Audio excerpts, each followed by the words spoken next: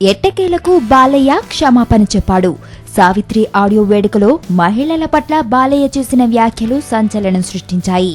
ఇక కొంతమంది అయితే బాలయ్య చేసే వ్యాఖ్యలను కట్ చేసి ఓ వీడియోని నెట్లో పెట్టారు. దాంతో మరింత దుమారం చెలరేగింది.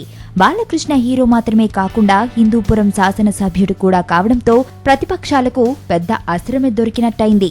దాంతో వివాదం పెద్దది కావడంతో ఎట్టకేలకు బాలయ్య స్పందించి మహిళలను గౌరవించడం మా నాన్న నుండి నేర్చుకున్నామని, కేవలం సినిమాలో భాగంగా నేను చెప్పిన డైలాగ్స్ ఎవరినైనా నొప్పించి ఉంటే క్షమించాలని ఓ ప్రెస్ నోట్ రిలీజ్ చేశాడు.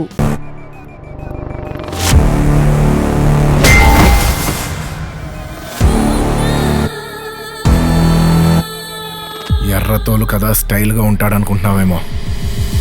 Mass ఊర్రా mass.